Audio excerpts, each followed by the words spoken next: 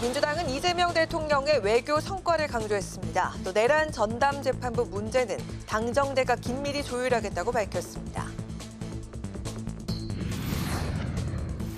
국민의힘은 정부의 헌법 존중, 정부 혁신 TF에 대응해 공무원 줄 세우기 악습을 끊어내기 위한 공무원 성실행정 면책법을 추진하겠다고 밝혔습니다.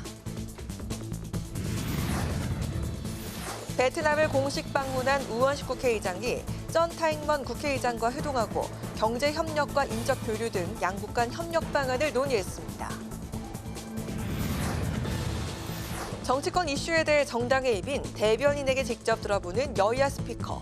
총리실의 헌법 존중 총괄 TF 출범에 맞서 국민의힘이 성실행정 면책법을 추진키로 했습니다. 공무원의 비상계엄 가담 여부 조사를 둘러싼 논란의 쟁점을 살펴봅니다.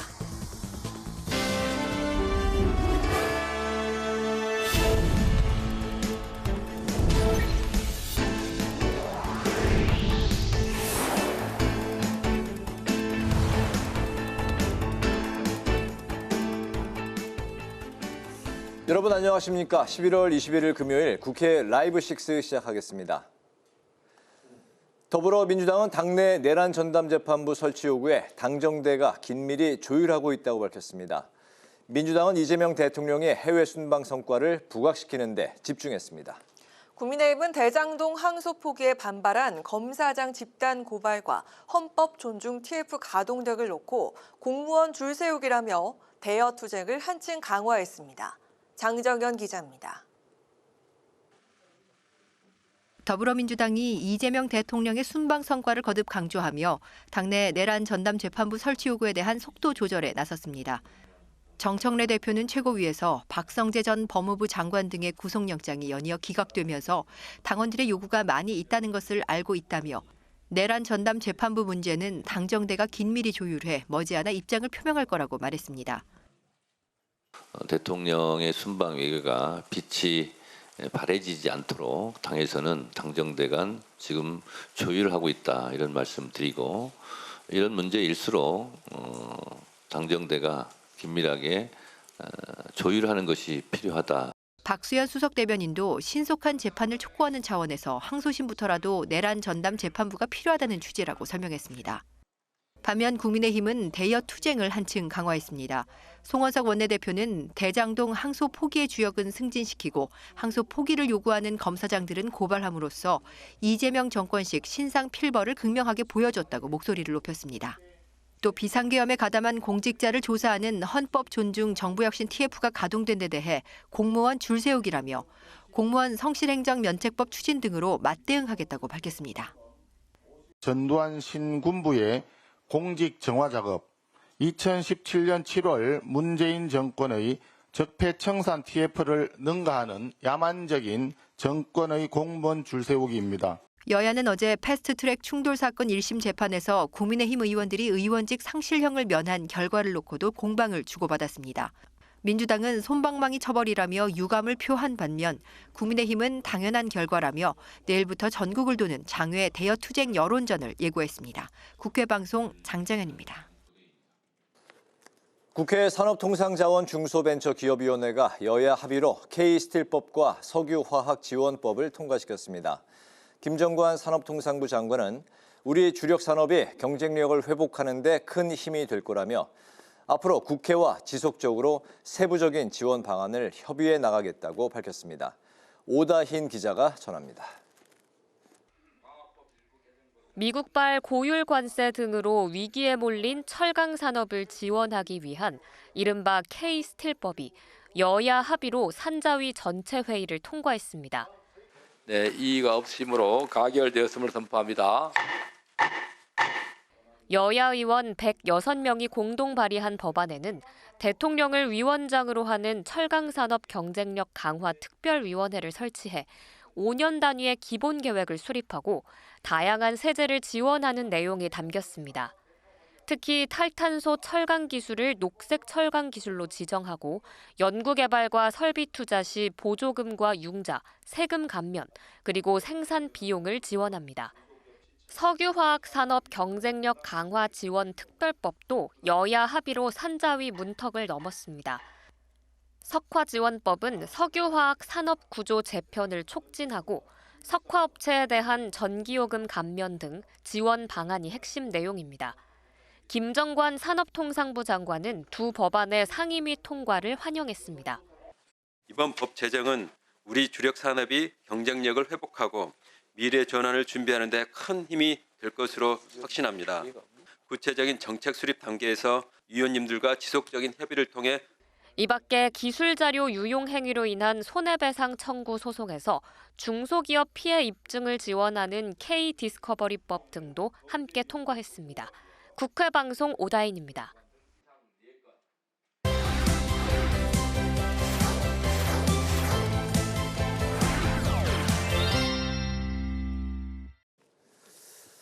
네, 주간 이슈픽 국회 방송의 김동길 기자와 함께합니다. 김 기자, 어서 오십시오. 안녕하세요. 네, 첫 번째 이슈픽부터 시작하겠습니다. 네, 론스타 숟가락. 네, 어떤 의미인가요? 네, 이번 주 우리 정부가 그 론스타와의 13년 악연에 승소한 사건에 관련된 내용입니다. 네, 론스타 사건이 노무현 정부부터 이제 시작을 해가지고 여러 정부를 거치면서 이 논란이 계속 이어졌었는데 이게 좀 어떤 사건인지 간단히 정리를 해볼까요? 네, 론스타 하면 이제 많은 분들의 기억 속에 먹튀 논란 이런 그 단어들이 머릿속에 있으실 것 같은데 네. 론스타는 이제 미국계 사모펀드입니다. 론스타가 지난 2003년입니다. 외환은행을 1조 834억 원에 사들였다가 2012년도에 3조 9,100억 원대 이제 매각을 하는데요. 이 론스타가 외환은행 매각 과정에서 우리나라 정부가 이제 부당하게 개입했다면서 국제투자 분쟁 소송을 신청을 합니다. 더 비싸게 팔 수 있었는데 우리나라 정부 때문에 싼 값에 팔아서 이제 소송을 신청을 한 건데요. 2022년, 그러니까 3년 전에 이제 중재 재판 결과가 나왔는데 네. 3년 전 결과는 한국 정부가 약 2억 1,650만 달러, 이거 환전을 하면 3,173억 원 정도가 되거든요. 네. 이거와 함께 이자를 론스타에 배상하라는 이제 판정을 하게 됩니다. 그렇군요. 당시에 이제 법무부 장관이 한동훈 전 그 국민의힘 대표였었죠. 네, 이번 이제 결과가 나오면서 이제 논란이 된 부분이 있기도 한데 네. 당시에 한 전 장관은요 받아들일 수 없다, 소송을 진행하자고 이제 주장을 했었는데 야당, 그러니까 지금은 이제 민주당이 됩니다. 여당이 되는데 민주당에서 반대가 아주 심했습니다. 심했나요? 네. 네. 그 논리를 들어보면 이길 확률이 없다, 제로다. 로펌마 이제 배불리는 이제 행정행위다라는 이제 비판이 있었는데 이런 비판 속에서도 한 전 장관은 이 판정에 불복을 해서 취소 절차 신청을 하고요, 소송을 이어갑니다. 그런데 이 소송 결과가 지난 18일이었죠. 화요일에 결과가 나왔는데 이 취소위원회에서 한국 정부의 손을 들어주게 됩니다. 이에 따라서 원래 배상 책임이 있었던 약 4천억 원 정도 규모의 정부 배상 책임이 모두 이제 사라지게 됐습니다. 네, 민주당에서는 일부 의원들이 당시에 이제 그 반대를 했었다고 하니까 이 부분은 일단 이 정도로 좀 남겨놓고, 네.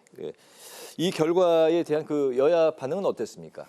네, 이 결과를 발표를 김민석 국무총리가 이제 직접 했습니다. 기자회견을 열어서 했는데 김 총리는 이제 이재명 출범 이후에 대외 부분에서 거둔 쾌거다라고 이제 밝혔고, 민주당도 이번 성과가 명백한 이재명 정부의 치적이라고 강조를 했는데요. 여러 논평들을 통해서. 하지만 이제 국민의힘에서는 승소의 공을 가로채려는 민주당의 태도가 뻔뻔하다 이제 비판을 했고요. 특히 조금 전에도 말씀을 드렸는데 네. 당시 법무부 장관이었던 한동훈 전 대표가 SNS에 이런 글을 올립니다. 민주당은 승소 가능성을 트집 잡으며 강력히 반대했었다. 뒤늦게 숟가락 얹으려 하지 말고 당시 이 소송을 반대한 데 대해서 국민께 사과해야 한다라고 이제 주장을 했습니다. 네. 이렇게 논쟁이 좀 확대되는가 싶었는데 김민석 총리와 정성호 법무부 장관이 각각 이제 자신들의 SNS에 한 전 장관이 잘한 일이었다라며 이제 진화에 나섰고요. 더 이상 이제 정쟁이 확대되는 모습은 보이지 않고 있습니다. 예, 논란도 이제 진정이 되고 마무리가 되는 것 같습니다. 네. 예, 다음 이슈픽 살펴보겠습니다. 예산안 심사 줄줄이 보류, 현재 진행형인 거죠? 네, 현재 내년도 예산안 심사가 이제 진행되고 있는데요. 네. 예결위 소위에서 진행 중인데 그래서 이제 이슈픽 내용으로 좀 잡아봤습니다. 네, 예산안 심사는 굉장히 중요한 건데 내년 우리나라 1년 동안에 이제 살림이 결정이 되는 건데 현재 어떻게 진행이 되고 있습니까? 네, 지난 월요일부터 이제 소위 심사가 시작이 됐는데요. 각 상임위에서 의결된 예산안이 이제 예결위로 넘어왔고 예결위에서 이제 소위에서 다시 심사 과정을 지금 거치고 있는 건데요. 이번 주에는 감액 심사가 먼저 진행이 됐습니다. 이 과정을 좀 설명을 해드리면 감액 심사를 먼저 하고요. 이후에 증액 심사가 이루어집니다. 소위에서 합의가 되면 좋겠지만 시간 내에 이루어지지 못하면 소소위가 구성이 되는데 보통은 예결위 여야 간사 또 원내 지도부가 참여하게 되고요. 그리고 합의가 되면 예결위 전체 회의 본회의 처리 순으로 이제 진행이 됩니다. 내년도 예산안 규모가 728조 원 규모인데 보통 이제 감액 심사 또 증액 심사를 거치면서 규모가 이제 확정이 되는데요. 네. 크게 바뀌지는 않을 것 같고요. 해당 사업들에 대한 조정이 조금 있을 것으로 보입니다. 조금 있을 것 같다. 이제 그 정도로 이제 예상을 하고 계시는군요. 여야 예산안 심사가 그렇지만 뭐 좀 팽팽하게 여야 간에 좀 이견이 있는 그런 상황이죠. 네, 쟁점은 이제 뭐냐. 여당 같은 경우는 정부안을 고수하려고 하는 부분이 있고 네. 국민의힘 같은 경우에는 이번 예산 같은 경우는 역대 최대 규모입니다. 그래서 국가 채무가 많기 때문에 네. 좀 감액을 해야 된다라는 주장을 하고 있는데요. 이 부분도 조금 이제 살펴볼 필요가 있는데 세부적인 부분들을 보면 정부의 예비비 예산 편성 문제, 또 지역 사랑 상품권 사업 예산을 두고 지금 여야가 좀 대립하고 있고. 일명 뭐 이재명표 예산이라고 불리는 거죠? 네, 맞습니다. 네. 또 이재명 정부의 국정과제인 뭐 AI 미래 산업에 대해 투자하는 국민성장펀드 약 150조 원이 되는데 네. 여당에서는 이 예산을 좀 늘리자라는 입장이고 야당은 더 깎자라는 입장이고요. 또 농어촌 이제 기본소득 예산이라든지 국공립대 육성 사업 예산 등이 여야가 이견을 보이고 있고요. 지금 줄줄이 이제 보류되고 있습니다. 알겠습니다. 일단 그 12월 2일 그 12월 앞으로 다가왔는데 법정 마감 시한은 이제 그렇게 되는 거예요. 네. 네, 지켜봐야겠습니다. 마지막 세 번째 이슈픽 살펴보겠습니다. 운영위 샤우팅. 네. 네. 그 지난 18일 국회 운영위원회에서요. 그 전체 회의에서 김병기 민주당 원내대표 또 그 운영위원장이죠. 호통이 있었던 사건입니다. 네. 그냥 당시 상황을 좀 짚어보면 김영범 대통령 정책실장 그리고 이제 김은혜 국민의힘 의원이 이 정책실장의 가족 문제를 두고 양측 간에 서로 이제 충돌하면서 빚어진 그런 상황이었죠.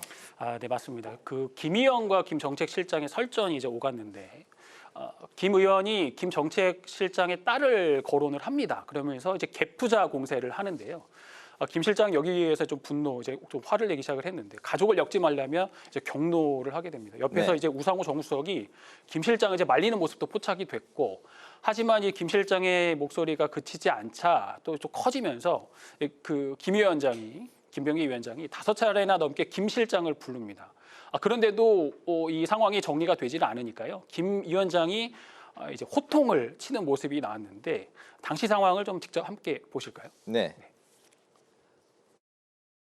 정책실장! 안 된다니까 좀 가만히 있어. 좀 대통령실 가만히 있어봐요. 정책실장! 봐봐.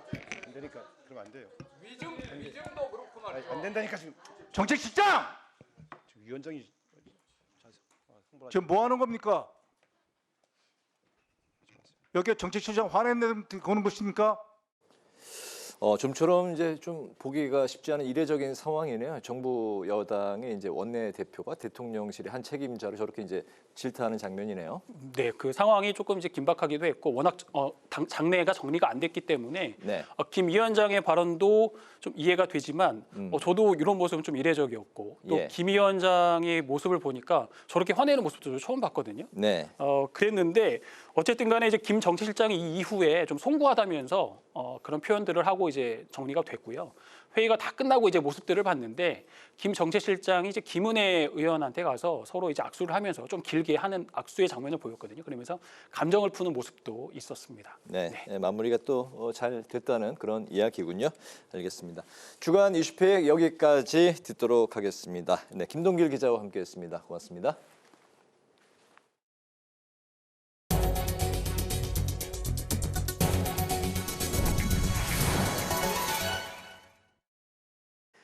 베트남을 공식 방문한 우원식 국회의장이 베트남 국회의장과 경제 협력 등 주요 현안을 논의했습니다. 우리 기업들의 애로사항을 전달하고 양국 의회 간 교류를 강화하는 MOU도 체결했습니다. 김지수 기자입니다. 우원식 국회의장이 전 타잉먼 국회의장을 만나 경제협력과 인적 교류 등 양국 현안에 대해 집중 논의했습니다. 우 의장은 지난 1992년 수교 이후 30여 년 만에 양국이 정치와 경제, 문화 등 다양한 분야에서 협력하고 있다고 평가했습니다. 한국은 베트남의 최대 수장국이고 1만여 개의 한국 기업들이 베트남에 진출해서 활동하고 있으며 미래지향적인 경제협력을 지속하고 있습니다. 우 의장은 양국의 경제 협력을 활발하게 하려면 베트남에 진출해 있는 한국 기업들의 성공 사례를 만들어가는 것이 중요하다고 강조했습니다. 그러면서 우리 기업의 관심사항과 애로사항을 직접 문서로 전달했습니다. 이에 전 타잉먼 의장은 한국 기업들이 베트남에서 큰 역할을 하고 있다며 애로사항을 해결할 수 있도록 노력하겠다고 화답했습니다. 우 의장과 먼 의장은 양국 의회 간 새로운 MOU도 체결했습니다. 저희가 이렇게 오늘 베트남을 방문하게 된 것은 양국 국회 간 협력 심화에 큰 의미가 있다 이렇게 생각합니다. MOU에는 국제 현안에 대한 의견 교환과 지속적인 고위급 방문, 국제회의 협력 등 양국 협력 방안이 담겼습니다. 이는 지난 8월 또럼 당 서기장이 방한해 우 의장에게 양국 의회 간 협력 확대를 위한 MOU 체결을 제안한 데 따라 이루어진 결과입니다. 한편 베트남 국회의장 면담에 앞서 우원식 의장은 베트남 동포 지상사 대표와 오찬 간담회를 갖고 동포 사회의 헌신에 감사의 뜻을 전했습니다. 국회방송 김지수입니다. 더불어민주당은 1980년 강원도 고성 앞바다에서 침몰한 해양경찰 7위정 인양에 필요한 예산 확보에 힘쓰겠다고 밝혔습니다. 정청래 대표는 오늘 최고위원회의에서 SBS 방송 프로그램 내용을 언급하며 45년 전 동해 어민 보호를 위해 경비에 나선 해양경찰 9명과 의무전투경찰 8명 등 대한민국 청년 17명이 아직도 바닷속에 있다고 말했습니다. 정 대표는 정부와 민주당이 이분들이 가족 품에 돌아올 수 있도록 최선의 노력을 다해야 한다며 7위정 인양에 필요한 예산을 어떻게든 확보해 볼 것이라고 강조했습니다. 국민의힘은 고 김영삼 전 대통령 서거 10주기를 맞아 대한민국의 자유민주주의를 지켜내겠다고 밝혔습니다. 장동혁 대표는 국립서울현충원에서 열린 추모식에서 오늘의 대한민국은 김 전 대통령이 평생 목숨 걸고 지켜낸 자유민주주의가 심각한 위기를 마주하고 있다고 말했습니다. 이어 올바른 길을 걸어가면 거칠 것이 없다는 김 전 대통령의 대도무문의 신념은 우리의 이정표라며 국민과 국가를 위한 옳은 길을 묵묵히 걸어가겠다고 강조했습니다. 조국혁신당 당대표 후보가 전당대회가 끝나고 지방선거 기획단을 꾸린 후 내년 지방선거 출마 여부를 결정하겠다고 밝혔습니다. 조국 후보는 부산에서 열린 혁신당 전당대회 후보자 기자회견에서 내년 지방선거 동안 부울경 내란구구 퇴출연대를 만들어 국민의힘을 퇴출하고 내란 극우 세력의 부산 장기 집권을 끝내겠다고 말했습니다. 그러면서 국민의힘 후보가 부산시장 등 광역단체장에 당선되는 것을 막는 게 첫 번째 목표라고 강조했습니다. 국회 입법조사처가 초고령사회 진입에 맞춰 자택임종 지원 정책 구축의 필요성을 제기했습니다. 입조처는 장기 요양 노인의 67.5%가 임종 장소로 자택을 선호했지만 실제 자택 임종은 14.7%에 그쳤다고 밝혔습니다. 입조처는 자택 임종 활성화를 위해선 집에서 사망하면 경찰의 출동과 조사를 받고 사망 진단서 발급이 어려운 점과 부족한 임종 돌봄 인프라 등을 개선해야 한다고 지적했습니다.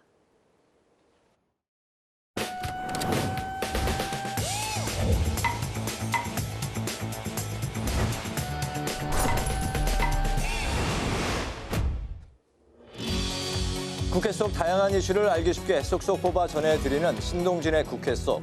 오늘 주제는 지방선거 승부수입니다. 내년 6월 지방선거를 앞두고 정치권 시계가 빠르게 움직이고 있습니다. 이번 선거는 이재명 정부 출범 이후 처음 치러지는 전국 단위 선거이자 사실상 중간평가 성격을 띠고 있는 만큼 여야 모두 민심 선점 경쟁에 돌입한 모습인데요. 이제 190여일 앞으로 다가온 지방선거에 임하는 여야 승부수는 무엇인지 국회 속에서 자세히 짚어보겠습니다.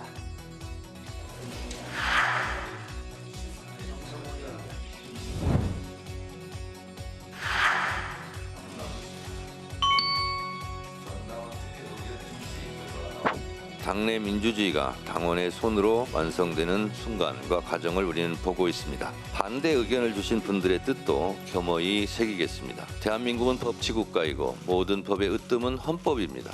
이 1인 1표의 헌법에서 보장한 평등 정신을 위반해서는 곤란하다고 생각합니다.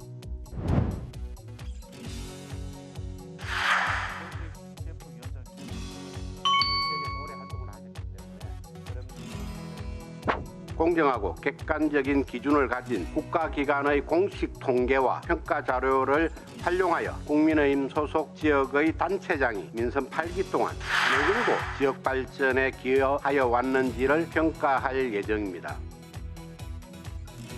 민주당은 대의원과 권리당원 투표 반영 비율을 동일하게 하는 내용의 당원 당규 개정을 추진 중인데요.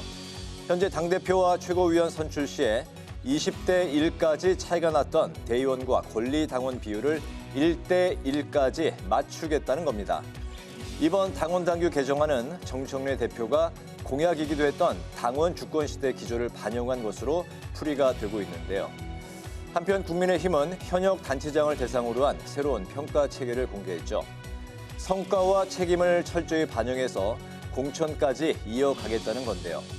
특히 단체장이 직접 주요 성과를 설명하는 개인 PT를 도입하기로 하면서 추진한 정책 가운데 성공 사례들을 당의 공약으로 발전시키겠다는 계획도 밝혔습니다. 이런 가운데 거대 양당의 행보와는 별개로 군소 정당들의 움직임도 또 다른 변수가 될 것으로 보이고 있습니다.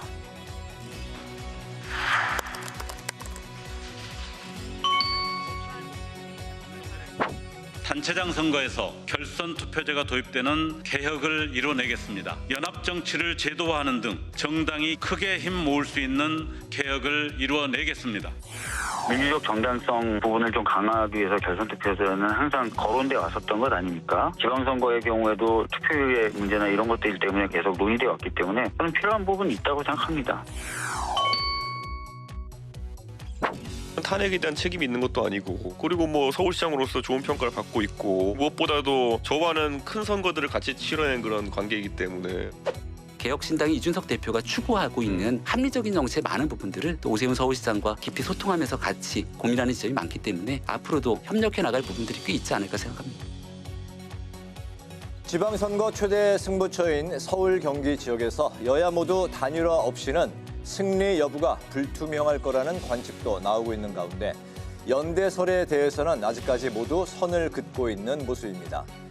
정권 안정론 대 정권 심판론의 전초전으로 평가하며 공천 경쟁에서부터 승부수를 띄우고 있는 거대 양당과 독자적인 선명성을 강조하며 존재감을 부각시키고 있는 군소 정당까지 이번 정기국회가 마무리되면 본격적인 선거전에 돌입할 것으로 보이는데요.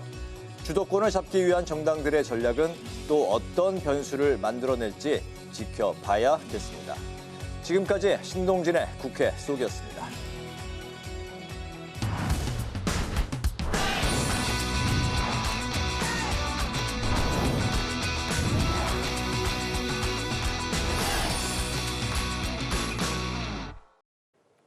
정치권의 가장 뜨거운 이슈에 대한 입장을 양당 대변인에게 직접 들어봅니다. 여야 스피커, 김지호 더불어민주당 대변인, 이준우 국민의힘 대변인 두 분 모셨습니다. 반갑습니다. 네, 반갑습니다. 저희 방송 시작하기 전에 두 분이 서로 우리는 콤비다, 세트다 이렇게 말씀하셨는데 또 막상 질문 들어가면 너무 뜨겁게 충돌하시더라고요. 네, 오늘도 아주 뜨거운 쟁점들 많이 있습니다. 자, 먼저 이번 주부터는 728조 예산 심사가 진행이 됐었습니다. 뭔가 여야 간에 이견이 있었던 쟁점 법안들은 줄줄이 지금 보류가 되고 있는 그런 상황인데요. 자, 특히나 지역사랑 상품권 같은 이른바 이재명표 예산들은 충돌을 빚고 있습니다. 그리고 이 AI 관련한 예산들은 중복되고 과다하다 이런 지적들이 많은데 소소위 그러니까 뭐 예결위 여야 간사나 아니면 예결위원장 원내시도 뭐 이렇게 모여서 하는 게 깜깜이다 이런 지적들이 있습니다. 이렇게 좀 되는 걸 피하고 또 그 기한 내에 하려면 공방만 지금 벌이고 있어서는 안 된다 이런 비판들이 있는데요. 좀 어떻게 생각하십니까? 아무래도 국민의힘이 소수 야당이다 보니까 교섭력을 극대화하기 위해서 이재명표 민생 관련 법 그리고 대한민국의 미래를 여는 그런 AI 정책에 대해서 뭔가 좀 흠집을 내고 묻지마 예산 삭감을 주장하고 계신 것 같습니다. 저는 사실은 야당은 사실은 이제 그런 것들이 어느 정도 전통적으로 인정돼 왔는데 국민의힘이 여당일 때도 그랬습니다. 그래서 저희가 야당 다수당 시절에 네. 저희 단독으로 예산안을 통과시킨 적도 있거든요. 그래서 이번에는 그 당리당략에 매몰되지 말고 왜 정권을 잃었습니까? 이번만큼은 조금 이재명표 민생 그리고 대한민국의 미래를 위한 AI 정책 관련해서 흠집 잡기식 감액보다는 네. 정말 합리적인 대안을 좀 제시해 주셨으면 좋겠다. 이런 생각이 듭니다. 지금 뭔가 합리적인 대안이 제시되고 있지 않고 무조건적으로 안 된다 이렇게 좀 주장하고 있다 그렇죠. 이런 생각이십니까? 자 그럼 좀 짚어보도록 하겠습니다. 먼저 그 이재명표 예산들 지역사랑 상품권 같은 이런 이슈를 봤을 때 어떤 이유로 지금 반대를 하고 있는 것인지 그리고 AI 예산 같은 것들은 부처별로 다 이렇게 요청이 들어오고 있는데 어떤 부분이 중복되고 과다하다는 건지 좀 들어볼까요? 네, 일단 이제 우리 국민의힘이 예산 심사를 할 때 사실 민주당이 우리에게 과거에 우리가 집권 여당일 때도 무슨 예산 삭감했다 그러는데 여당이 예산 삭감한 게 말이 됩니까? 그럴 수는 없는 거죠. 오히려 민주당에서 예산을 어떻게 했습니까? 영원까지 만들었었습니다. 그래서 정부가 일을 못하게 만들어서 굉장히 힘들었었죠. 그리고 또 하나 아주 첨단 이제 예산이 할 수 있는 소형 원전 관련된 예산도 제로로 만들어가지고 네. 굉장히 힘들지 않았었습니까? 야당에서 민주당에서 정부 예산을 삭감할 때는 전부 다 필요 없는 예산이라고 삭감해놓고 본인이 정권 잡으니까 필요한 예산이라고 팽창하고 부풀리는 거예요. 이것은 내로남불이다. 일단 그 말씀 먼저 드리고요. 우리가 얘기한 것은 이겁니다. 정부의 예산을 우리가 방해했던 게 아니라 필요한 제동을 걸겠다. 그런 의미라고 우리는 말씀을 드리고요. 방금 말씀하신 것처럼 이재명표 예산 대표적인 거죠. 지역사랑 상품권이라고 있습니다. 그 상품권 예산 우리가 지금 제도를 건 이유가 뭐냐면은 그게 경제적 효과, 그러니까 경기 부양을 위한 그런 효과를 목적으로 예산을 편성한 건데 그렇다 그러면은 효과가 검증이 돼야지 그 예산에 의미가 있는 거 아니겠습니까? 근데 이미 이재명 대통령이 경기도지사 시절에 그 예산을 편성해 쓴 적이 있습니다. 근데 경기도에서 그때 지역사랑 상품권 썼는데 그때 경기 부양 효과가 거의 없다는 연구 결과가 많이 나와 있어요. 재정 승수라고 해가지고 1이라는 게 기준입니다. 100을 투자해서 100의 경제 효과가 있으면 1이에요. 근데 그때 이재명 대통령이 도지사 시절에 풀었던 그 상품권은요. 재정 승수가 0.2가 나왔었어요. 그러면 100을 부었는데 20밖에 경제 부양 효과가 없었다. 네. 그럼 나머지 80이 어디 갔느냐? 전부 다 저축을 하거나 빚 갚는 데 썼다는 거예요. 그렇기 때문에 이렇게 또다시 부양 효과가 없는 예산에 대해서 우리가 꼼꼼히 따지겠다라는 거고요. 네. AI 관련해서는 지금 AI 인프라 사업에 과기부, 산업부, 중기부, 국토부 네 군데 부처가 다 예산을 신청했습니다. 그런데 AI 인프라라는 이런 매우 유사한 사업에 4개 부처가 나눠서 하는 것은 무슨 의미겠습니까? 중복 예산, 그리고 그다음에 예산의 과잉 편성 네. 이 문제가 있을 수밖에 없는 거죠. 그래서 이는 꼭 필요한 예산을 우리가 국민 세금이기 때문에 꼭 필요한 예산에 필요한 부처에 넣겠다. 네 군데 전부 다 똑같은 예산을 주기는 어렵다. 그런 입장인 겁니다. 그 지역사랑 상품권 같은 경우 이전에 있었던 그 효과를 좀 분석을 해보니 경제부양 효과가 없었다 이렇게 주장하고 있거든요.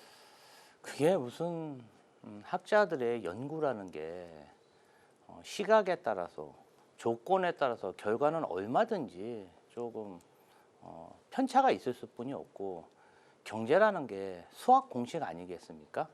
그런데 가만 지켜보면은 이재명 대통령은 성남시장 시절부터 지역사랑 상품권, 지역화폐를 추진했고 이것을 계속 고도화해서 카드형, 그리고 핀테크형, 그리고 소멸시효 이런 것들을 계속 보완해서 지금 경기도지사에 이어 대통령까지 됐습니다. 그러면 일반 그런 상인들과 그리고 주부들, 시장에서는 이재명표 민생경제, 지역화폐에 대해서 긍정적인 요인이 있어서 그 지지를 받고 대통령까지 됐는데 국민의힘에서 좋은 것은 좀 벤치마킹을 해야 되는데 이재명표 정책이라고 그냥 무조건 저렇게 감액부터 하니까 저희는 좀 아쉽습니다. 왜냐하면 윤석열 정권 때 야심차게 추진했던 방위산업 분야, 이재명 정부 들어서 더 밀어주고 있지 않습니까?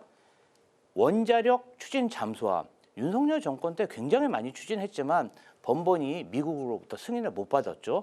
이재명 정권 들어서 그것을 이어받아서 승인을 받았습니다. 그러니까 정책에 저작권이 없습니다. 어디 있습니까? 보고 좋은 게 있으면 국민의힘도 따라서 하면 되는데 저는 국민의힘의 어떤 지도부에서 왜 그런 생각을 하는지 잘 모르겠고요. 제가 살고 있는 성남시의 단체장이 국민의힘 소속입니다. 그런데 집권하고 나서 초기에는 지역화폐 정책을 굉장히 홀대했어요. 그런데 본인이 다시 재선할 시기가 온 올해 네. 몇천억 원의 지역화폐를 또 발급했습니다. 부활했군요. 그럼요. 아니 그러면 이것을 봤을 때 국민의힘 소속 단체장들마저 지역화폐에 대한 그런 경기 활성화 정책을 인정하고 있는데 왜 국회 그 안에서 우물안 개구리식으로 민생을 못 보는지 저는 이 부분 관련해서 좀 성찰을 하셨으면 좋겠습니다. 또 그 이야기 들어볼 부분이 AI 예산이 부처마다 좀 중복된다. 이 국민 세금인데 이거 좀 과한 거 아니냐 이런 이야기는 좀 어떻게 답할 수 있을까요? 부처마다 목이 다 다른 것이죠. 뭐 문체부라든지 그다음에 기재부라든지 뭐 과기부라든지 거기에 맞는 AI 정책을 펼치고 있고 거기에 맞는 종합적인 행정으로 전체 대한민국 AI 산업의 기반을 만드는 것인데 예를 들면 그거예요. 기업에서 AI를 추진할 수도 있지만 교육 분야에서도 얼마든지 AI를 활용할 수 있는 거 아니겠습니까? 그런데 그것이 마치 AI란 이유로 모두 중복된 것처럼 그렇게 낙인 찍어서는 안 된다고 생각하고요. 무엇보다 윤석열 정권 때 R&D 예산을 삭감해서 얼마나 많은 과학자들이 현장을 떠나서 해외로 나갔습니까? 이제 이 R&D 예산만은 꼭 좀 제가 부탁드리고 싶습니다. 좀 잘 좀 봐주십시오. 네, 이준우 대변인 반론을 짧게 들어보고 네. 다음 주제 넘어가겠습니다. 방금 이제 원자력 추진 잠수함에 대해서 미국의 승인을 받았다고 얘기하는데 그때 우리 정부 윤석열 정부 있을 때와 이재명 정부 있을 때 상황이 매우 다르죠. 왜냐하면 윤석열 정부 때는 미국의 대미 투자 3,500불 얘기가 전혀 없었습니다. 근데 이게 공짜입니까? 원자력 추진 잠수함 우리가 왜 승인받게 됐습니까? 3,500억 불이라는 우리나라 돈으로 500조입니다. 500조를 미국에 주니까 미국이 모른 척할 수 없지 않습니까? 그래서 얻어준 겁니다. 그러니까 즉 비용을 치르고 얻은 건데 그 비용 치르는 게 신뢰관계, 한미 신뢰관계가 없다 보니까 즉 이재명 대통령에 대한 확실한 스탠스가 뭔지 모르겠다. 친중, 친북 행보를 보고 있으니까 그 리스크 때문에 엄청난 돈을 줘야지 그 조그만 걸 받을 수 있었다. 이렇게 봐야 되죠. 오히려 비판의 대상이 된다고 말씀을 드리고요. 이재명 이제 대통령이 성남시절시를 되게 잘했다 그러는데 대표적으로 실패한 사업을 얘기 안 하세요. 성남의료원 완전히 폭망했지 않습니까? 매년 200원의 적자가 생기고 있습니다. 총 500개의 베드가 있는데 운영되는 베드가 200개 조금 넘습니다. 그렇게 해서 거의 유령 병원이 되고 있고 성남시 공무원들도 성남의료원에 가지 않는다고 하는 평가를 받을 정도예요. 이런 실패한 사업에 대해서 얘기를 하지 않고 조그만 사업만 말씀하시고 좀 애석하다 말씀을 드리고요. AI 관련돼 가지고는요. AI 이제 방금 이제 교육부에서 이제 따지는 이제 추진하는 AI 이제 사업이 있을 거고 무슨 이제 산자부에서 하는 AI 사업 따로 있을 거 그러는데 AI 인프라는요. 그 강목에 들어가서 실행하는 거기서는 다를 수가 있죠. 하지만 인프라는요. 전체 인프라는 슈퍼컴퓨터로 돌아갑니다. 그 프로그램과 그 하드웨어 그 인프라가 각 부처별로 중복되면 안 되는 거죠. 그 큰 하드웨어는 공동으로 쓰는 거고요. 나머지 구체적으로 실행되는 그거는 이제 문체부라든가 교육부라든가 산자부가 다 따로 쓸 수 있는 그런 이제 형태로 가는 거기 때문에 방금 말씀하신 것처럼 각 부처별로 AI 서버라든가 하드웨어를 각 따로 두는 것은 굉장히 낭비이기 때문에 우리가 그런 부분을 지적한다 말씀드립니다. 네, 이런 이유들로 정말 그 예산안이 보류되고 또 보류되고 있는데 법정 시효를 과연 지킬 수 있을지는 지켜보도록 하겠습니다. 제가 성남시립의료원 관련해서 짧게 짧게만 들어볼게요. 말씀드리면 짧게 부탁드릴게요. 성남시립의료원을 운영하고 있는 주체가 국민의힘 소속 단체장이기 때문에 그렇게 운영을 방만하게 잘 못하고 경영을 하고 있다. 저는 그렇게 보고 있습니다. 민주당 소속 정치인이 성남시장이 되면 아주 잘 운영할 것이다. 이렇게 말씀드리고 싶습니다. 그거 제가 짧게 말씀드리면 네, 짧게 역시 성남 들어보겠습니다. 이재명 시장 때 만들어져서 그때부터 적자가 되어 왔었고 지금도 그 적자가 눈덩이에 불어서 현재 유지되고 있는 상태입니다. 이 새로운 시장이 왔다고 해가지고 더 나빠지거나 좋아진 것이 아니라 과거의 그 경영 비효율화가 지금 이어지고 있다는 걸 말씀드립니다. 네, 알겠습니다. 자, 그리고 이 공무원들의 비상계엄 가담 여부를 조사하기 위한 총리실의 헌법존중 총괄 TF가 출범을 했습니다. 행안부, 국방부, 경찰청도 TF 가동을 시작을 했는데요. 자, 이에 맞서서 국민의힘은 공무원 성실행정 면책법을 추진하기로 했습니다. 이게 과하지 않게 신속하게 하겠다고 김민석 총리가 말을 했는데요. 이 TF의 활동을 좀 어떻게 예상하시는지 우리 이준우 대변인부터 들어보겠습니다. 네, 사실상 이제 이름은 그럴듯합니다. 헌법 존중 TF로 얘기하는데 저희가 보기엔 사실상 공무원 내란몰이 TF가 아니냐. 저는 이렇게 비판적으로 봅니다. 왜냐하면 일단 그 대상이 너무 광범위합니다. 49개 중앙행정기관이고요. 75만 명을 대상으로 합니다. 자, 그날 작년 12월 3일이죠. 그날 비상계엄이 선포되고 해지되는 게 총 3시간입니다. 거의 밤 10시부터 해서 1시까지, 자정부터 1시까지죠. 그러면 3시간 동안 그 시간에 대부분의 공무원들 뭐 했겠습니까?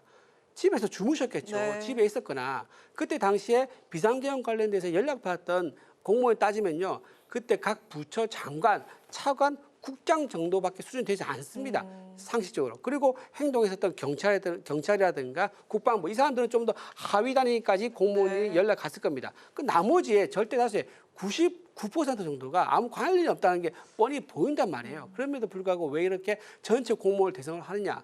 내년 인사를 노린 거예요. 내년 인사 때 전부 다 친민주당 성향 공무원들을 전진 배치하기 위해서 트집을 잡는 거죠. 흠집을 잡아가지고 다 쏟아낸 다음에 그 빈자리를 만들어서 내년 인사에 아까 말한 대로 친민주당 성향 인사를 배치시키기 위한 그런 목적이 아니겠느냐라는 생각이 들고요.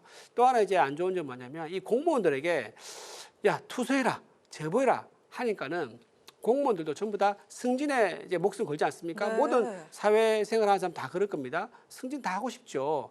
그러다 보니까 영화 어쩔 수가 없다처럼 저 사람이 없으면 내가 그 자리에 갈 수 있다는 그 생각에 어쩔 수 없다는 그런 비상식적인 합리적인 회로를 돌려가지고 없는 제보, 없는 투서 만들어가지고 서로 이간질하게 만드는 그런 상황을 만든다는 거. 공직사회가 그런 그 원리로 구동돼서는 안 되지 않습니까? 서로 신뢰할 수 있고 팀워크를 발휘할 수 있게 가야 되는데 이렇게 공무원들끼리 서로 북한식으로 북한식 옛날에 5호 담당자가 이런 게 있었지 않습니까? 서로 감시하는 이런 유사한 북한식의 5호 담당자식으로 가서 공직 사회를 기강을 잡겠다는 거 이건 굉장히 잘못됐다고 생각합니다. 네, 일단 이 TF는 속가내기를 위한 것이다라는 이야기가 나왔습니다. 일단은 헌법 존중 TF는 아주 한시적으로 내년 2월까지 운영될 예정이고 이재명 대통령의 초기 기조는 어쨌든 공직자들이 부당한 지시였지만 상급자의 지시를 받고 이행한 측면이 있으니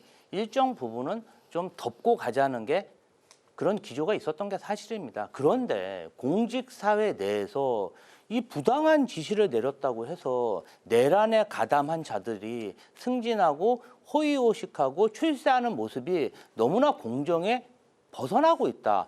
이러한 공직사회 분위기도 저희가 무시할 수가 없습니다. 사실은 이 국회도 그렇습니다. 국회를 주 무대로 하는 국회의원이 국회 본청으로 진입하는데 경찰관들이 국회의원들을 막았습니다.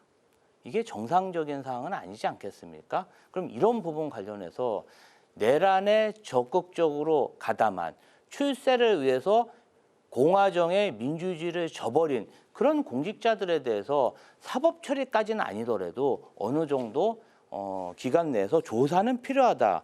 이런 얘기고요. 그랬더니 저는 국민의힘에서 오히려 반가워할 줄 알았어요. 내년 2월까지 해서 싹 이런 불법 개헌 관련해서 이슈가 사라지면 국민의힘도 더 이상 내란 잔당이라는 소리를 안 들어도 됩니다. 그런데 떡하니 이게 뭐죠? 성실 행정 면책법? 그럼 내란 동조자들에게 면책을 하겠다는 이야기 같은데 이게 국민의힘의 미래를 위해서 좋은 건가? 지금도 내란전당 얘기하고 있는데 벗어나려면 이 부분은 어차피 정리하고 가야 된다. 함께 했으면 저는 아주 좋겠다 이런 생각이 듭니다. 성실행정면책법 이거를 좀 설명이 필요한 것 같아요. 지금 굉장히 지금 이 법의 취지를 호도하고 있는데 어떤 겁니까? 실제 사례가 있습니다. 뭐냐면은 문체부도 지금 이 대상에 포함되거든요. 문체부에서 무슨 종합예술학교인가 거기를 이제 공간이 있는지 그러니까 네. 만약에 누군가를 체포했을 경우에 사람을 여기서 모아둘 수 있는 그런 공간이 있는지 알아보라 지시를 했고 그날 마침 당직을 쓴 공무원이 되게 성실한 사람이었다고 그러더라고요. 그래서 위에서 비상경이라는 얘기도 없이 그냥 야 거기가 공간이 있는지 좀 알아봐봐. 책상 같은 거라든가 의자 같은 거 싹 밀면은 넓은 빈 공간이 나와야 되는데 그런 공간이 있는지 알아봐라고 해서 이 사람이 성실하게 그걸 따져서 실행을 했다는 거예요. 근데 이 사람을 내란 중요 임무 종사자라고 몰 수가 있습니까? 이 사람은 성실해 그날 우연히 당직을 선 사람이고요. 이 사람이 내란 비상계엄을 선포한다는 것을 얘기를 듣고 네. 내가 거기 동조하기 위해서 앞장서기 위해서 내가 당번을 바꿔서 쓴 것도 아니지 않습니까? 원래 순서에 의해서 몇 달 전에 정해진 순서에 의해서 당직을 썼었고 위에서 내용이 와서 구체적으로 실행했을 뿐인데 네. 그거를 내란 세력으로 몰아간다는 거 그럼 잘못된 거죠. 그래서 이렇게 공무원이 성실하게 행정을 한 거에 대해서는 면책을 해서 내란이라는 그런 오명을 씌워주지 않는 게 맞겠다라는 그런 의미에서 이런 성실행정 면책법을 추진한다는 말씀드립니다. 네. 이준우 짧게 역시 들어볼게요. 대변인님이 말씀하신 그런 사항들은 기소도 안 됐기 때문에 면책이라는 말도 맞지가 않다. 그리고 정말 그랬다면 지금 말씀하신 사항은 뭐 인사상 불이익도 당하면 안 되고 이 부분 관련해서는 좀 깔끔하게 정리가 된다. 네. 아주 본인의 출세를 위해서 공화국의 가치를 저버린 그런 사례만 아주 제한적으로 제재할 예정이다. 그렇게 믿어주시면 감사하겠습니다. 네, 다음 주제로 넘어가 보도록 하겠습니다. 어제 나온 패스트트랙 선고를 놓고 여야가 신경전을 이어갔습니다. 선고 대상 6명이 전원 벌금형을 받으면서 현역 의원은 의원직 상실형을 면했죠. 자, 이에 민주당은 사법거래가 의심스럽다. 그리고 국민의힘은 불가피한 한거를 인정받았다. 이렇게 입장이 엇갈렸는데요. 28일엔 민주당 10명에 대한 또 결심 공판이 열리죠. 2019년에 패스트트랙 사건이 현재 전국엔 좀 어떻게 작용할지 김지호 대변인께 여쭙겠습니다. 저는 이런 말씀 드리고 싶어요. 국회의원이라고 해서 국민의힘 당직자라고 해서 국회의원가에 쳐들어가서 의원가 팩스를 물리적으로 부셔버리고 그리고 법률안을 찢어버리는 그리고 이런 어떤 행동들을 폭력적인 행동들을 한 이후에 네. 동료 의원을 방 안에 가두고 화장실도 못 가게 몇 시간 동안 감금하는 행위가 국회의원이라고 해서 단죄받지 않고 면책받아서 해야 되겠습니까? 이 사안 관련해서 국민의힘 나경원 의원과 송원석 원내대표는 불가피한 한거를 인정받았다. 앞으로도 본인들이 다수결의 원칙에 따르지 않고 뭔가 불리한 일이 있으면 국회 본청으로 쳐들어가서 팩스를 때려부시고 그리고 법안을 갈기갈기 찢어버릴 수 있다. 네. 이런 예고편을 얘기한 것 같고요. 앞으로 있을 국민의힘의 그러한 폭력적 행태는 모두 사법부가 책임져야 한다. 이렇게 생각합니다. 이게 죄가 없다는 선고는 아니었고 유죄였지 않습니까? 근데 이 유죄 판결이 나온 것 자체에서도 국민의힘 측에서는 이게 면죄부를 준 꼴이다. 이렇게 또 얘기를 하고 있더라고요. 이거 유죄 판결 자체가 말이 안 된다. 또 이렇게 또 나오고 있더라고요. 그래서 무죄를 우리는 당연하다고 생각했습니다. 왜냐하면 정치적 사안 때문에 생긴 충돌인 거고요. 국회에서 이렇게 서로 협의가 안 되면 충돌이 불가피할 수 있습니다. 그런 상황에 사법부가 끼어들어가지고 이게 이제 무 자르듯이 해가지고 사법의 잣대를 대기 시작하면요. 앞으로 국회 내에서 대화와 타협이 있을 수 없죠. 다 법에 넘겨버리면 됩니다. 네. 소송 통해가지고 판사한테 판결 받아가지고 해결하면 돼요. 근데 그렇게 하면 국회 기능이 뭐하러 필요합니까?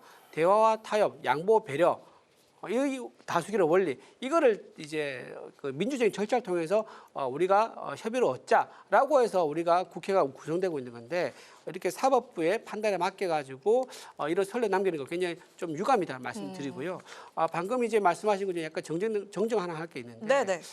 판결문에 직접 판사가 쓴 내용입니다. 이 뭐라고 얘기했냐면은 부당성을 공론화하기 위해서 정치적 동기는 인정이 된다라고 판사가 판결을 썼어요. 네. 그러니까 지금 뭡니까? 연동형 비례대표제 부당하다. 그리고 공수처 추진하는 법 부당하다라는 게 판사도 인정한 거예요.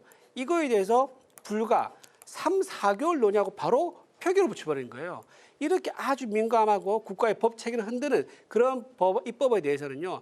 몇 년을 두고 숙고하면서 민주적인 절차를 거쳐가지고 결론을 내야죠. 그런데 어떻게 했습니까? 군사작전처럼 3, 4개월 만에 입안하고 그걸 표결로 붙인다. 이걸 어떻게 합니까? 네. 막을 수밖에 없는 거죠. 그리고 또 하나 연동형 비례대표제 같은 경우는요. 결국 헌재해가지고 9명의 재판관 중에서 무려 4명이나 문제가 있다라고 인정을 또 했습니다. 이렇게 헌재에 가서도 문제가 있는 입법이라고 나와 판단했었기 때문에 그 당시에 저항은 상당히 명분이 있었다. 그 말씀 좀 드리고 싶습니다. 네, 알겠습니다. 어제 선고를 계기로 국민의힘 측에서는 역공태세를 갖추고 있는데요. 장동혁 대표가 중진 의원들을 만나면서 뭔가 내년 지방선거를 위한 동력을 확보하는 것인가 이런 추측도 나오고 있고 하지만 추경호 의원 체포동의안과 또 지금 현재 비상계엄을 1년 정도 앞두고 있는 그런 상황이거든요. 지금 여론이나 이 분위기들을 좀 반전시킬 수 있을지 궁금한데요. 어떻게 보시는지 이준우 대변인부터 좀 들어보겠습니다. 일단 이제 12월 3일이 되면 추경호 원내대표 이제 그 본회의에서 며칠 전에, 그러니까 27일, 28일 전 처리가 될 겁니다. 그러면 재판부에서 영장을 기각할지 말지 결정하는 게 12월 2일 밤과 12월 3일, 그 3일 자정을 전후로 해가지고 결정된다 그러더라고요. 그런 상황에서 또 12월 3일이 이제 비상계엄을 선포한 지 1주년 되기 때문에 네네. 민주당에서 아마 이거를 내란 일주기 뭐 이런 식으로 해서 추모를 해야 된다는 식으로 아마 정치적 프레임을 짤 것처럼 보입니다. 하지만 저희 국민의 입장에서는 추경호 원내대표가 영장이 기각될까 저는 99%라고 봅니다. 99%. 왜냐?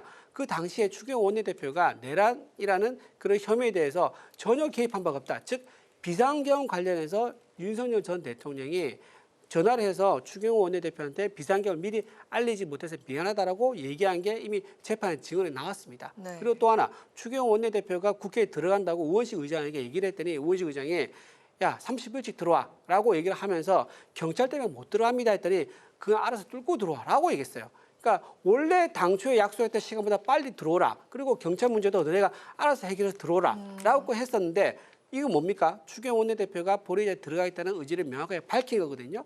그러니까 비상계엄 전 과정도 몰랐었고 비상계엄 선포됐을 때 표결에 참여하겠다는 의지도 명확하게 밝혔었고 네. 이런 상황인데 어떻게 추경호 원내대표 구속 영장이 인용될 수 있겠습니까? 저는 이렇게 기각된다 그러면은 12월 3일 기준으로 해가지고 아마 여론이 상당히 달라질 것이다. 저는 그렇게 봅니다.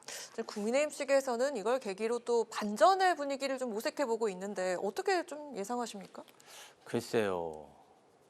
1950년대 이후에 선진국에서 친위 쿠데타가 발생한 게 대한민국이 1호입니다.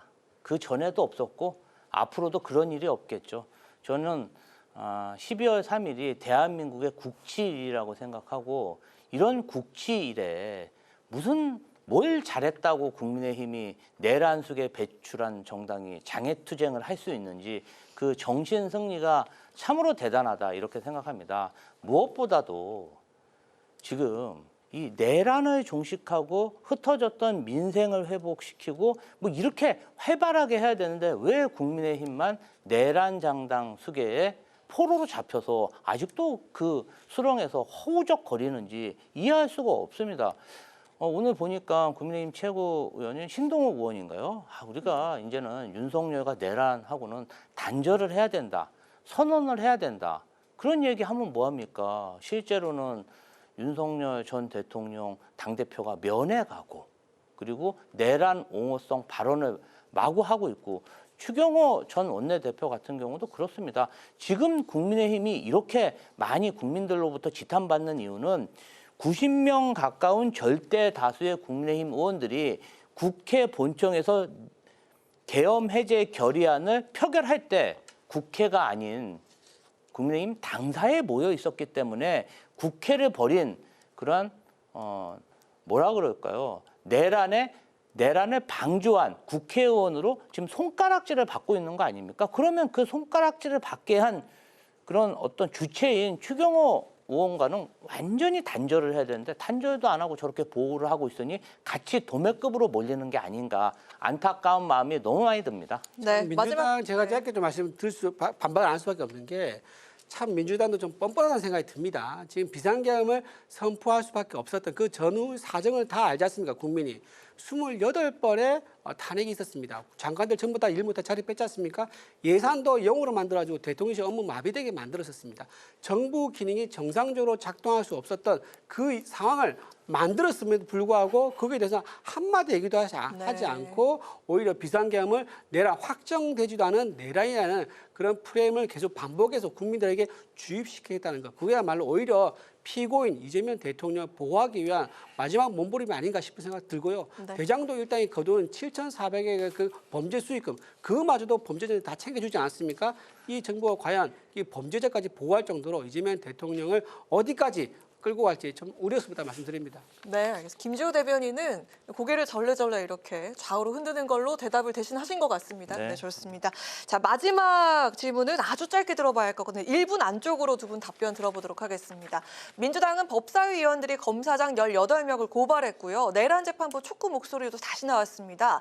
논란이 일자 정청래 대표는 대통령의 순방이 빗발하지 않아야 한다고 짚었는데 어떻게 보시는지 1분 안쪽으로 부탁드립니다. 일단은 이제 이 어떤 18명의 항명 검사장들에 대해서 고발을 행위 자체는 국회 내에 어떤 입법 절차는 아니기 때문에 개별 헌법기관으로서 법사위원들이 스스로 하신 것 같고요. 다만 당 지도부 입장에서는 대통령이 지금 국익을 지키기 위해서 해외 순방 중인데 조금 행정부 내 일은 대통령이 오시고 난 다음에 조금 저희가 관여해도 된다. 이런 의견을 좀 내신 것 같습니다. 네, 짧게 답변해 주셨고요. 네. 이준호 대변인. 18명의 검사장이 이재명 정부에서 임명된 사람입니다. 그런데 한 명도 아니고 이 18명 전부 다 통을 해가지고 경찰에 고발하겠다고 하는데 그게 과연 법사위 의원들끼리 끼리끼리 해가지고 결정할 수 있는 사안입니까? 왜냐하면 행정부에 대한 불신을 공개적으로 표시했을 뿐만 아니라 임명권자가 이재명 정부이기 때문에 그리고 이런 중요한 사항을 당대표인 정청래 당대표에게 서로 교감 없이 보고 없이 가능했겠습니까? 제가 보기에는 정청래 당대표가 역시 이재명 대통령이 나가 있는 그 부재 사이에 참지를 못하고 이 사이에 내가 뉴스에 좀 나와야겠다라고 하면서 무리하게 또 다시 본인의 치적을 세우기 위해서 무리하게 또 이제 하나 이슈를 만들다가 지금 발을 빼지도 못하고 발을 더 앞으로 나가지 못하는 그런 모호한 상황에 처해버렸다 저는 그래 봅니다. 네, 알겠습니다. 여야 스피커 오늘 이 시간도 마무리하도록 하겠습니다. 지금까지 김지호 더불어민주당 대변인, 이준우 국민의힘 대변인 두 분과 함께했습니다. 고맙습니다. 감사합니다. 오늘 국회 라이브 6 여기까지입니다. 시청해주신 여러분 고맙습니다. 편안한 주말 보내십시오.